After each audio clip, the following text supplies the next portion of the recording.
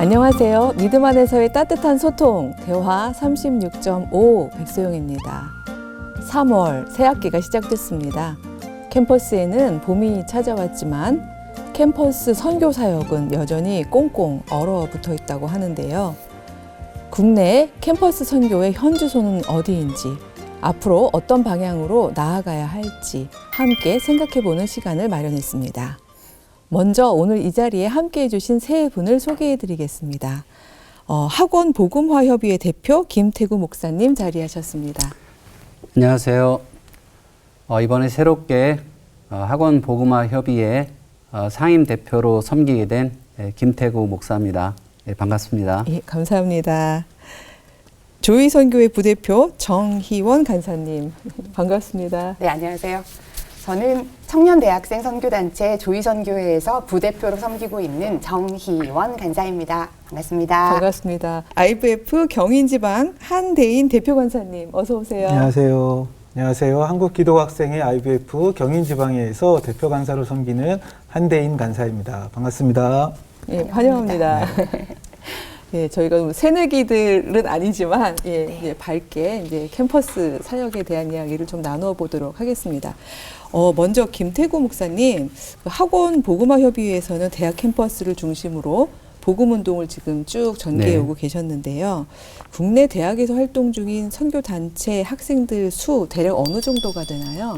학복협이 소속되어 있는 그 단체들이 한 14단체 정도 됩니다. 그러니까 우리가 아는 아마 대부분의 단체들이 학복협 소속의 단체들일 텐데요. 이 14개 단체가 활동을 하고 있고요. 여기에 참여하는 학생들의 정확한 수는 파악하기 어렵습니다. 그렇겠죠, 아무래도. 옛날에 이 사역이 잘 될 때는 각 단체가 숫자 공개하는 걸 굉장히 좋아했는데 요즘처럼 어려울 때는 숫자를 잘 공개하지 않습니다. 네.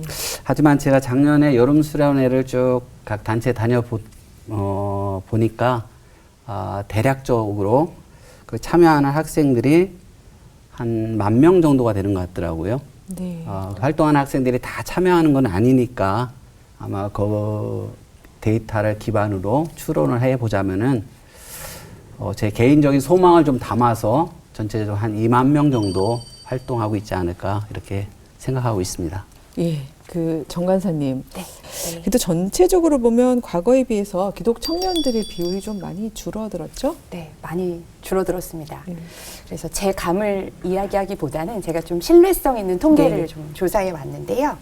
2023년에 목회 데이터 연구소 조사에 따르면 대학생 개신교 비율은 14.5%였대요.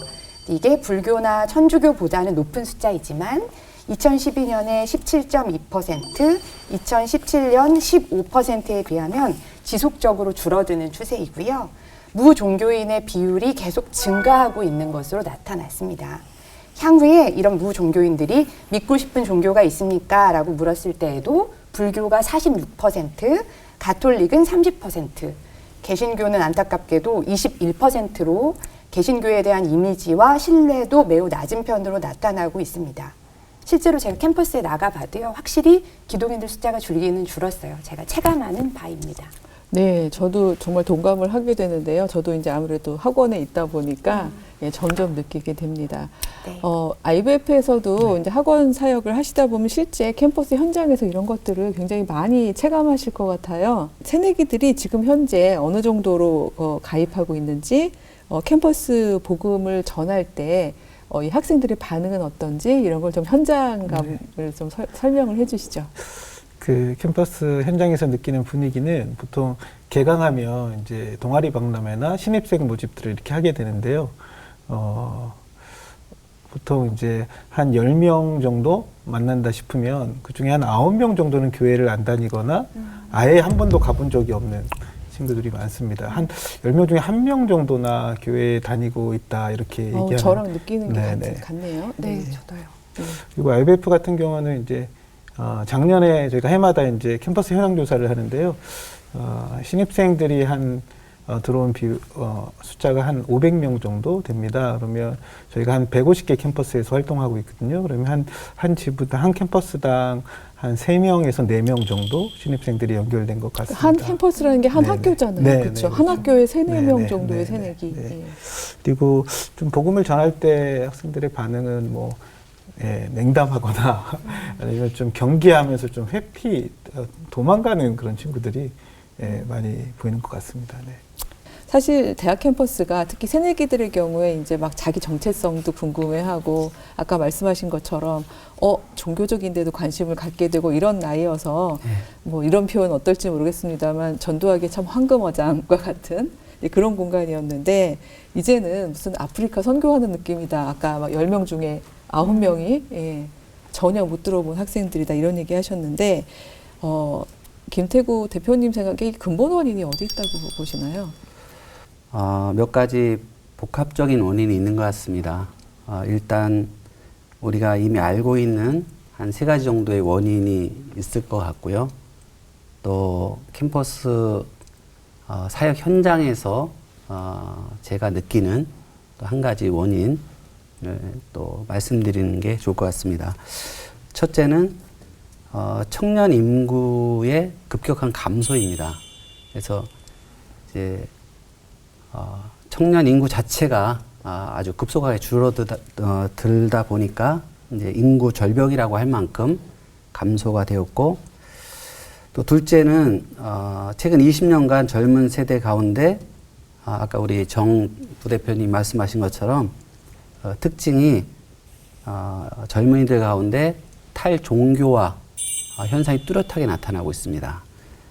어떤 뭐 기독교뿐만 아니라 종교 자체에 대해서 이제 무관심해지는 이런 시대라고 할 수가 있고요. 셋째는 기독교 내부적으로 젊은이들 또 대학에 오는 이 청년들이 대부분 가족 종교 성향을 띠고 있습니다.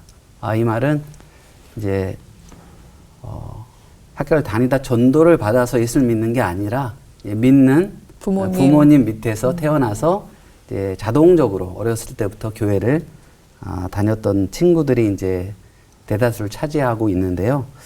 문제는 이들이 그래도 고등학교 때까지는 부모님의 영향을 무시할 수 없으니까 교회를 다니다가 주로 이제 교회를 안 다니게 되는 시점을 대학에 와서 자기가 뭔가 결정할 수 있는 시기가 됐을 때 교회를 떠나는 경우가 많습니다. 그러다 보니까 이 3가지 원인만 가지고도 기독 청년들 숫자가 줄어드는 것은 참 너무 안타깝지만 어떻게 보면 너무나 자연스러운 결과라고 할 수 있습니다. 다만 제가 이제 현장 사역을 섬겼던 입장에서 볼 때 좀 주목하는 부분은 우리 사역이 비신자들을 대상으로 복음을 전도하고 또 그들을 성경 공부를 하고 양육을 해서 키우는 이 사역이 우리의 가장 중요한 사역인데 이 사역은 뭐 최근에 일어난 일은 아니지만 벌써 오래됐지만 그 부분에 있어서 우리가 많은 이제 실패를 하고 있고 고전을 하고 있는 게 사실입니다. 저는 그 부분이 되게 또 중요한 포인트라고 생각하고 또 뼈아픈 부분이라고 생각합니다. 이단들은 그 점에 있어서 오히려 뭔가 비신자들을 포교해서 그들이 이제 활동하는 비율이 40%까지 늘어났다는 거. 그 목회 데이터 그 연구소의 자료를 참고해 보니까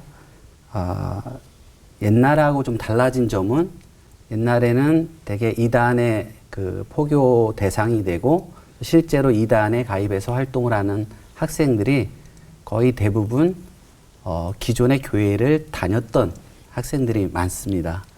그런데 지난해 기준으로 그 나온 데이터를 보니까 한 40% 정도가 전혀 교회를 다니지 않는 비신자 상태에서 이단의 포교를 받고 활동을 하는 학생들로 나타났습니다. 저는 그 부분이 되게 놀랍고도 우리 선교단체 입장에서는 굉장히 연구하고 우리가 참 성찰해야 될 부분이라고 생각합니다. 예, 또 오랜 이제 학원 선교 경험을 통해서 4가지 지적해 주신 부분들 저희가 새기고 하나씩 예, 이제 성찰하고 또 극복해 나가야 될 문제라고 생각하는데요.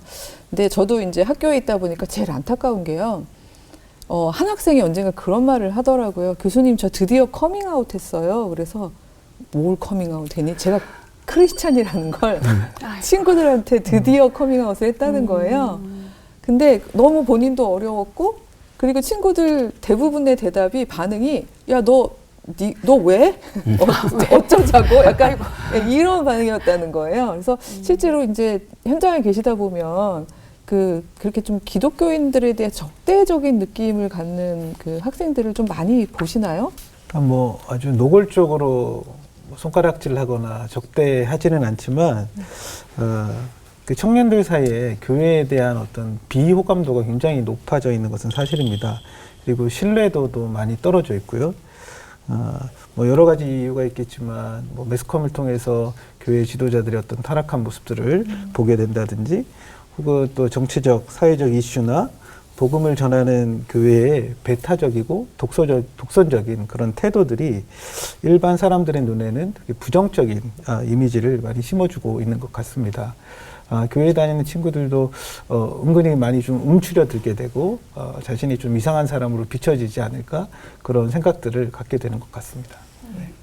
그러니까 사실 이제 개신교에 대한 또 이제 기독교인들에 대한 이런 이제 좀 부정적인 인식도 인식이지만 청년들 상황 자체가 참 너무 바쁘고 맞아요. 예, 그냥 이 삶 자체가 교수보다 더 바쁜 학생들이 많고 막 이러다 보니까 이렇게 좀 어떤 종교적인 부분이라든가 이제 이런 어떤 관계의 문제라든가 이런 거를 아예 생각을 못하는 친구들도 좀 늘어나는 느낌이 들더라고요. 네, 그럼요. 어떠신가요?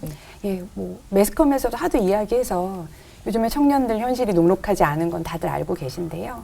그러니까 저희가 이제 수련회를 하면 수련회가 굉장히 중요한 행사잖아요. 그렇죠. 그러니까 이제 예전에는 아르바이트 하느라고 수련회 못 가겠어요. 그러면 너 하나님 앞에 헌신해야지, 영적인 걸 우선순위에 둬야지, 이렇게 해서 겉면에서 데려가는 것이 능사라고 생각했던 시절들이 있었어요. 있었죠. 그런데 요새는 이것이 단지 우선순위의 문제가 아니라 생존의 문제가 됐더라고요. 그래서 그렇게 생계를 유지하기 위해서 아르바이트를 하지 않으면 안 되는 학생들에게 무조건 영적인 게 우선이기 때문에 수련회 4박 5일, 그것도 요새 요금도 비싸요, 저희. 이제 왜냐면 이제 전체적으로 뭐 이용료가 다 올랐기 때문에 수련 회비도 이전보다 굉장히 많이 비싸졌거든요. 네, 네. 그러니까 그 돈을 다 내면서 무조건 와야 돼라고 말하는 게 쉽지는 않은 것 같아요. 그래서 그런 거 보면 좀 안타깝죠. 말씀하시니까 막 누가 막 후원해 주시면 좋겠네요. 막 네. 청년들 후원 많이 부탁드립니다. 예, 막 수련회비 이런 거는 어른들이 플렉스는 그런 게 플렉스 아닐까요? 플렉스. 예, 신앙의 네. 플렉스 뭐 이런 거 맞습니다. 왜냐면 저도 이번 그 이제 새해 되면서 IBF 이제 수련회를 이제 한번 주강사로 갔다 왔는데 학생들 내는 그 수련회비가 만만치 않더라고요, 진짜. 맞아요. 예, 그거서 깜짝 놀랐던 기억이 나고 그러는데요. 예, 정말 그냥 저희가 이렇게 뭐 말로는 웃었지만 네. 예, 너무 슬픈 현실인 것 같습니다. 사실 신천지, JMS 뭐 이런 이단이 이제 사회적으로 문제가 되다 보니까 전반적으로 학생들도 경계를 또 하게 되는 부분들도 있는 것 같아요. 이것도 캠퍼스 단체들에게까지 영향을 좀 끼치고 있겠죠? 영향이 없을 수 없습니다. 왜냐하면은 이제 앞서도 말씀드린 것처럼 일단 한 20년간 젊은이들 사이에 탈종교화 현상이 아주 가속되고 있는데요. 이제 기독교뿐만 아니라 종교 자체에 대해서 관심이 줄어들고 또 이제 아까 말씀하신 것처럼 뭔가 이렇게 기독교 개신교에 대한 적대적인 그런 정서가 있다 보니까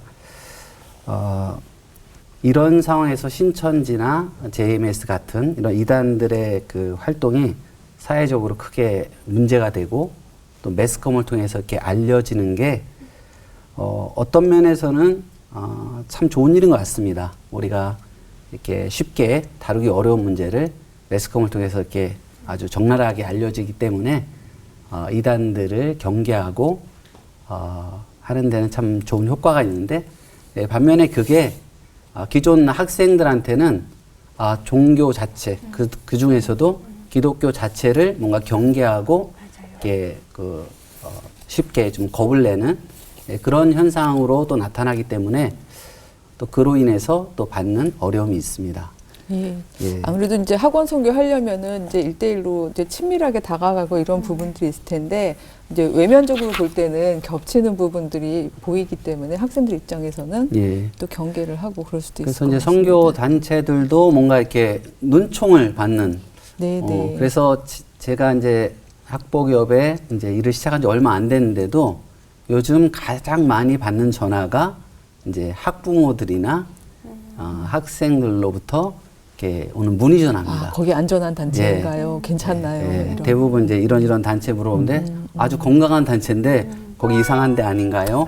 이렇게 해서 저는 이제 그 전화를 받고 거기 아주 건강한 단체니까 가서 잘 활동하면 좋겠다고 이렇게 그 전화가 많이 오는 걸 봤을 때 이제 이단들에 대한 이런 그 어떤 사회적인 이슈가 또 매스컴을 통해서 알려지는 게 참 바람직하면서도 선교 단체 입장에서 또 이렇게 선교 단체를 또 개신교 자체를 좀 기피하고 또 의심의 눈초리를 보는 그런 정서가 생기는 원인이 되기 때문에 또 그런 어려움이 또 있습니다. 아이고, 예. 그러니까 사실 어려운 선교 사역 하시는데 막 10명 중에 9명이 모르고 막 이런 어려운 가운데 또 그런 시선까지 받으시면서 선교 사역 하시려니 기운 빠지실 것 같아요. 다들. 그런데도 이렇게 열심히 해주셔서 너무 감사드리고요.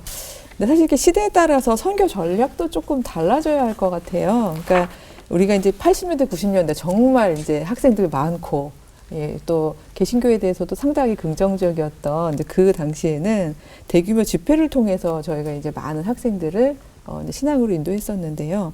지금은 좀 다른 방식이 필요한가 아닌가 이런 생각이 듭니다. 정 부대표님 어떻게 생각하시나요? 네, 그럼요. 많이 세월이 지났으니까요. 달라져야죠.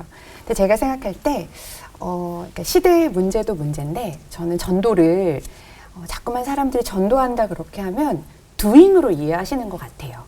전도하는 방법, 전도하는 행위. 그런데 저는 전도는 사실은 doing이 아니라 being이라고 생각하거든요. 네. 우리가 예수님을 가슴에 품고 사는 사람들이기 때문에 그 존재 그 자체로 우리 안에서 예수님이 드러나는 것, 이것이 전도라고 이해한다면 당연히 방법적인 면도 바뀐다고 생각을 하는데요.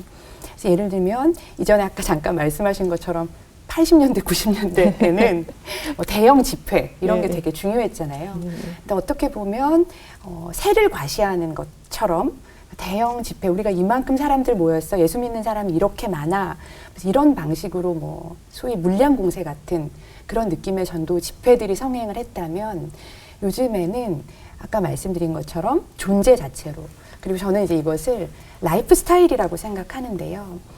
저 예수 믿는 사람을 자세히 보니까 저 사람의 삶의 양식이나 방식이나 추구하는 가치가 몹시 매력적이어서 나도 저 사람처럼 살아보고 싶다. 이제 그런 어떤 울림을 주는 그런 종류의 전도가 있어야 되지 않을까. 그리고 그러려면 소위 말하는 신앙이 태도로 드러나야 한다는 생각을 해요. 서로 존중하는 태도, 그리고 상대에게 배우려는 겸손함, 그런 것들을 통해서 진짜로 예수님이 얼마나 좋으신 분이시고 매력적인 분이신지 그런 가치를 잘 드러내는 방법으로 전도할 수 있다면 좋겠다는 생각을 합니다. 예, 비잉, 정말 네. 저희들의 정답이라는 생각이 들고요. 정답. 아무리 막 정말 저희가 천사의 말을 해도 맞아요. 하는 행동 거지가 그럼요. 모범이 되지 않으면 참 선함을 드러내기가 어렵죠. 근데 이게 비잉이 이게 한 번에 되는 게 아니라서 얼른 또 이 결과물을 얻기는 좀 이제 어려운 생각이기도 한데요. 근데 아까 시대보다는 이제 좀 원론적인 얘기를 짚어주셨지만, 근데 사실 시대도 무시할 수가 없는 게 요즘이 기본적으로 뭐 초등학교부터 문 닫고 있고요. 대학교도 이제 저 벚꽃 피는 순서로 이제 폐교하는 학교들도 많아지고 있고요. 맞아요. 근데 이런 환경에서는 이제 학원을 중심으로 하는 캠퍼스 사역은 아무래도 여러 가지 면에서 좀 어려울 수밖에 없는데요. 근데 그러다 보니까 한대인 대표 간사님 와 있는 외국인 학생들을 상대로 또 이렇게 캠퍼스 선교를 하는 그런 움직임도 있다면서요? 네, 2023년 작년 기준으로 국내에 있는 유학생 숫자가 한 20만 명 가까이 된다고 합니다. 그리고 앞으로도 계속 늘어날 전망이고요. 그 많은 대학들이 그 학령 인구 감소로 인해서 한국 학생들이 부족해지는 상황 속에서 유학생들로 그 자리를 채워가고 있는데요. 근데 유학생들 같은 경우는 한국에 와서 한국 학생들을 굉장히 만나고 싶어하고 한국의 문화나 언어에 대해서 굉장히 빨리 배우고 싶은 마음들이 많이 있습니다. 그래서 어떻게 보면 지금 이 시기가 선교적으로는 또 새로운 열린 문이 있는 게 아닌가 그런 생각이 들고요.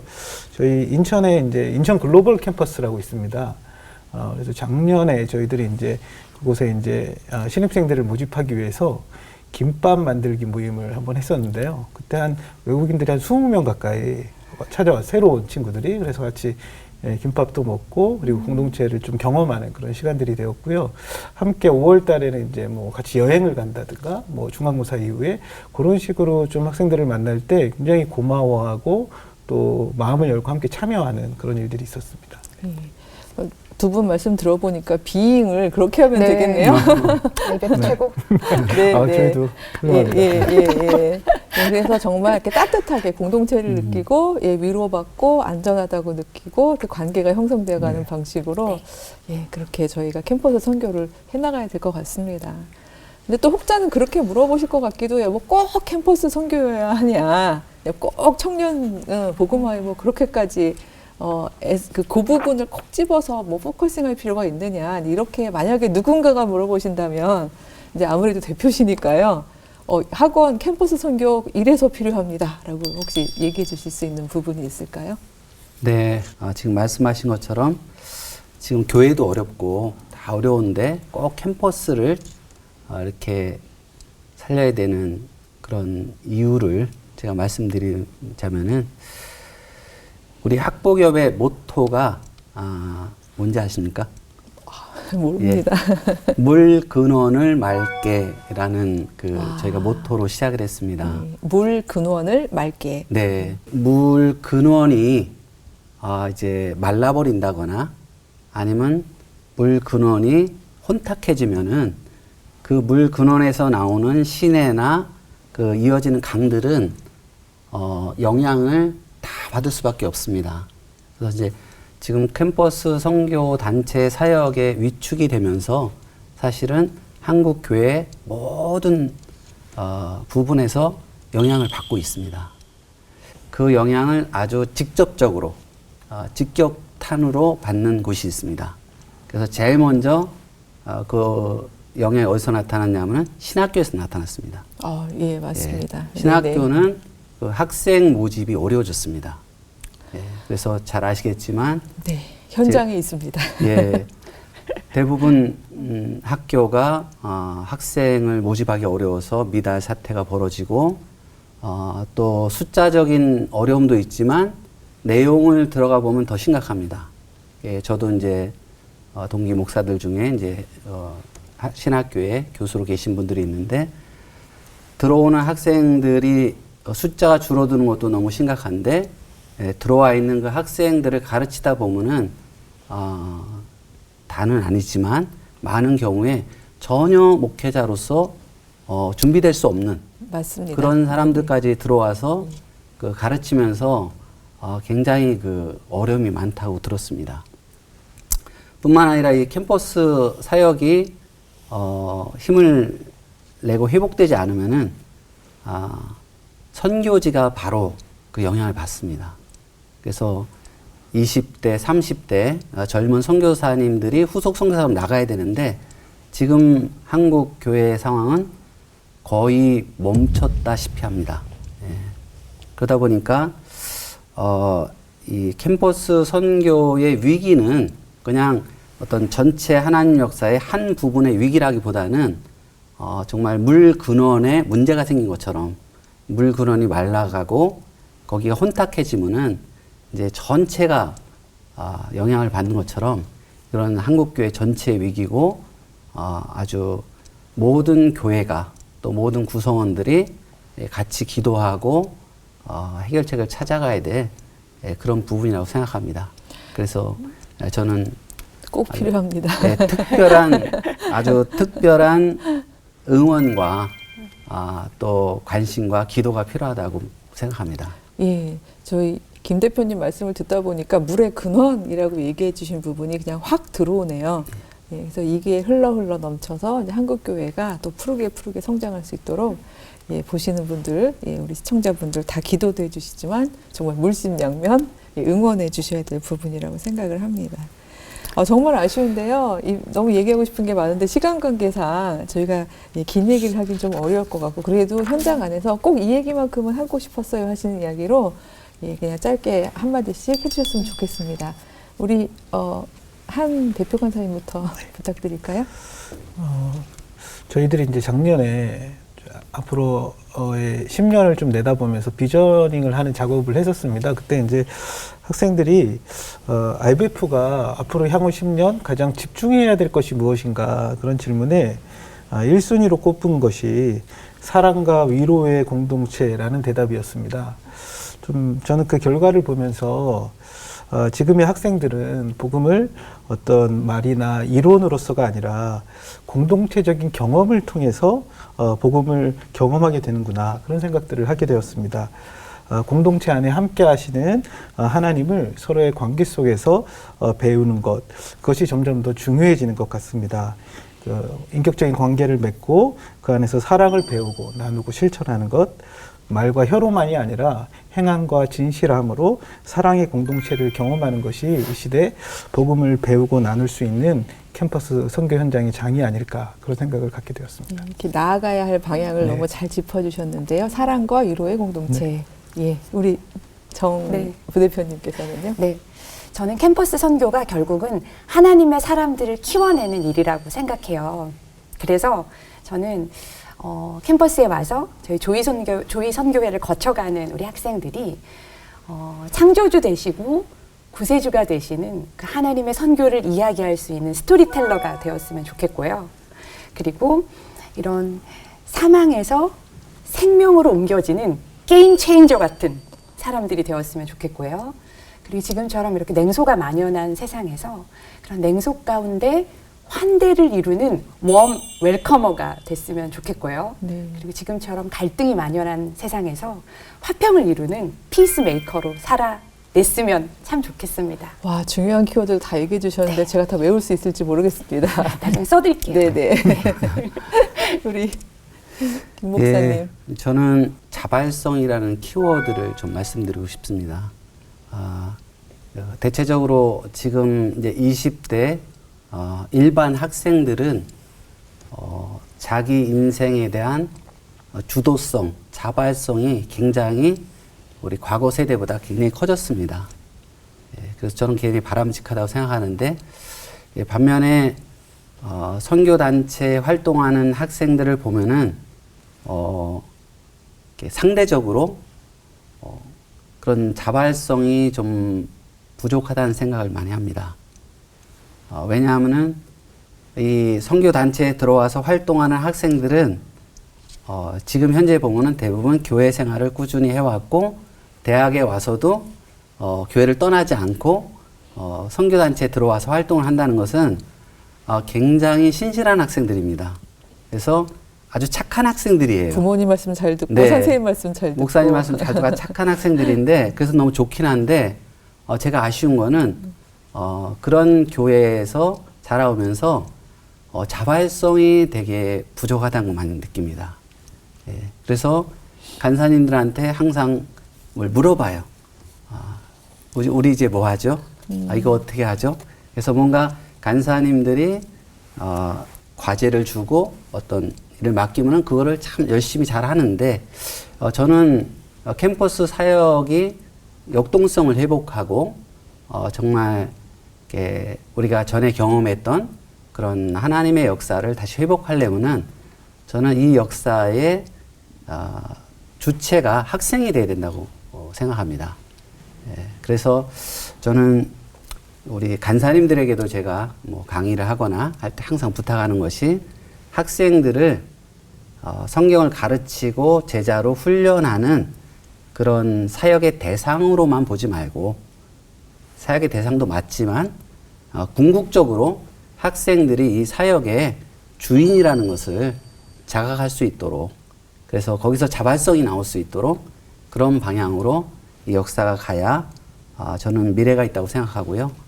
또 하나는 아까 제가 이단과 관련해서도 말씀드렸는데 결국 이 역사가 역동성을 갖고 이제 뭔가 이렇게 아주 무브먼트가 일어나려면은 비신자들이 복음을 영접하고 예수님의 제자로 성장하는 그 부분이 우리가 돌파구를 열지 않으면은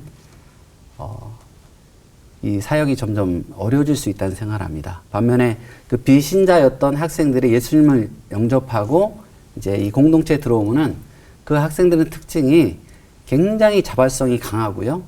그 다음에 헌신도가 굉장히 높습니다. 예. 우리 이단들은 어쨌든 지금 그 부분을 불법적이든 어떤 그 수단 방법을 가리지 않고 해내는 것 같습니다. 그러나 우리는 하나님의 방법으로 성령의 방법으로 그 부분에 돌파구를 열어가야 된다고 생각합니다. 예, 세 분이 워낙 현장에 오래 계셨던 분들이라서 그런지 정말 이렇게 굉장히 중요한 키워드들을 많이 주셨는데요. 예, 정말 물의 근원과 같은 우리 청년들이 캠퍼스 안에서 하나님의 복음을 받아들여서 정말 스토리텔러로서 사랑의 공동체를 이루면서 아주 자발적이고 주체적으로 이 세상을 향해서 흘러갔으면 좋겠습니다. 믿음 안에서의 따뜻한 소통, 대화 36.5. 오늘은 여러 가지 원인으로 활동이 위축되어 있는 캠퍼스 선교에 대해서 진단을 해봤습니다. 청년이 살아야 교회가 살고 나라가 산다고 합니다. 우리 대학생들이 가장 아름다운 청년의 때에 뜨겁게 예수님을 만날 수 있기를, 그로 인해서 교회를 살리고 나라를 살리게 되기를 소망해 봅니다. 함께해 주신 세 분 그리고 시청해 주신 여러분 감사합니다. 감사합니다. 감사합니다. 감사합니다. 네, 감사합니다. 감사합니다.